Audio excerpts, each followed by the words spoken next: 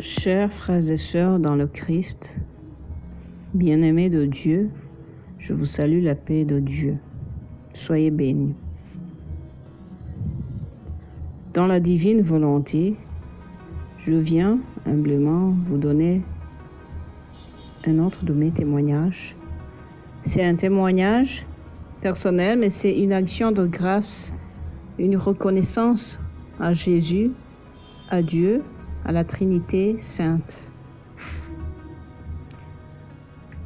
Je viens relater les merveilles de Dieu, sa bonté, sa miséricorde, sa patience envers moi, pauvre pécheresse.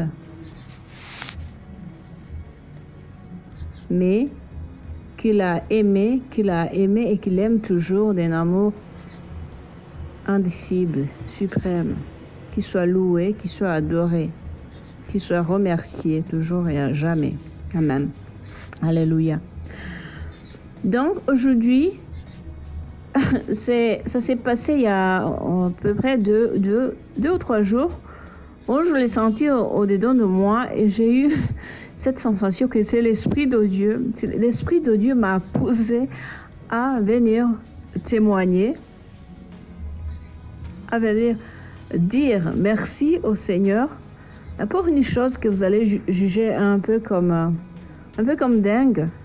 Parce que, est-ce que vous savez que nous disons merci, nous remercions le Seigneur pour les bonnes choses, les belles choses, donc c'est les choses sucrées, les guérisons, les délivrances, les secours qu'il nous donne, qui témoignent journellement, donc des trucs comme ça, donc des trucs, si on les regarde humainement, qui sont positifs. Eh bien, l'Esprit Saint m'a un peu poussé dans l'intérieur pour venir remercier Jésus pour le contraire. Vous savez, les parents surtout, même les médecins, donc les soignants, ceux qui soignent les malades. Lorsqu'on est en train de soigner, une maladie quelconque, des fois on utilise des substances sucrées. Des fois, on utilise des substances sans goût ou bien des substances amères, avec un goût amer, qui a vraiment une grande amertume. Ok. Ou bien ça peut être piquant, des trucs comme ça, mais le seul but, c'est le but de soigner, de traiter la maladie, de la guérir. Donc, bon, vu que le Seigneur m'a fait comprendre, il me l'avait fait comprendre bien avant, mais je n'étais pas encore poussée pour témoigner de cette bonté que parfois il nous fait, ou bien souvent il nous fait, mais on se plaint, on a du mal à accepter ça, on a du mal à reconnaître que c'est une de ses bontés. On aimerait qu'il nous donne seulement des bonnes choses, des belles choses humainement, donc des choses sucrées. Mais lorsqu'il nous envoie quelque chose de si amer, de si piquant, vraiment, on perd les pédales, on se plaint, on dit qu'il ne nous aime pas, qu'il nous a abandonnés. On a du mal à reconnaître tout cela, tout ce qui touche à notre confort naturel humain, confort humain. Voilà. Donc, j'ai voulu obéir à cette impulsion intérieure. Mais je suis convaincue que c'est l'Esprit de Dieu qui m'a poussé pour témoigner, dire merci à Jésus, merci à Dieu pour toutes les douleurs par lesquelles il m'a fait passer, qui ne sont pas moindres. Je vous assure. Depuis mon enfance, d'autant plus que j'ai eu une enfance souvent caractérisée par des maladies. Je me suis vue très maladive, avec une santé tellement fragile. J'avais des maladies que les autres n'avaient pas apparemment, surtout chez nous à la maison. J'étais maladive. Voilà, le paludisme, les pneumonies, Donc, les maux de dents, les oreilles qui me faisaient mal, l'estomac. Donc, j'ai toujours eu une santé si fragile. Apparemment, on dirait que j'avais pas une immunité assez forte, apparemment. Donc, j'avais une santé, on dit une santé précaire. Ouais, voilà. Donc, avec tout ça, j'étais toujours fragile. J'étais fragile en tout. Nous ne pouvons pas soulever de gros poids, des choses très lourdes, des trucs comme ça. Au fur et à mesure que j'ai grandi, ça devenait un problème pour moi. Et ça me stressait, même des fois ça m'occasionnait des... comment est-ce que je peux le dire? Dans notre société si égoïste, on n'approuve pas beaucoup les handicapés parce que lorsqu'on est comme ça, on est handicapé, mais intérieurement. Il y a des handicapés physiquement, et ça se voit. Il y a handicapé du bras, de la jambe. Mais lorsqu'on est handicapé intérieurement, on ne te croit que si tu tombes par terre ou si tu deviens gravement malade et tu vas, lorsque tu es hospitalisé. C'est le problème que j'ai eu. Ma famille, bien sûr, m'a compris, toujours compris. Je rends grâce à Dieu. C'est une consolation qu'il m'a donnée, mais c'est maintenant que je le réalise.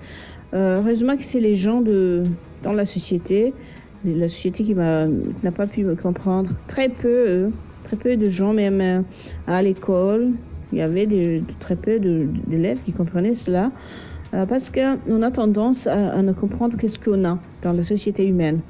Donc c'est un égoïsme, c'est de l'égoïsme. Il ne faut pas être comme ça lorsque nous sommes enfants de Dieu. C'est le combat que nous devons faire, lutter contre nous-mêmes, lutter contre tout ce qui ne devrait pas être, tout ce qui ne devrait pas caractériser l'enfant de Dieu. Ouais, je crois et je suis convaincue que c'est cela la conversion, cette conversion permanente, progressive que nous devrions faire, que nous devons tout le temps faire. C'est un combat et c'est ce que Saint Paul dit à plusieurs reprises partout dans ses épîtres. Lorsqu'il dit, tu sens que c'est ce combat spirituel, c'est de son combat spirituel dont il y parle, la conversion qui ne se fait pas comme ça, pas comme d'un seul coup, non, la conversion qui est progressive. Donc ce combat, cette prise de conscience, de combattre tous les jours, de savoir nous combattre le moi, l'humain et notre volonté humaine qui est la plupart du temps contraire à la volonté divine. Donc notre volonté, notre désir humain est souvent opposé à ce que Dieu veut. C'est comme ça. Lorsqu'on lit les épîtres de Saint Paul, la plupart des épîtres ne parlent que de ça parce que c'est vraiment la problématique. C'est la problématique de presque tous les humains, apparemment. Donc, voilà.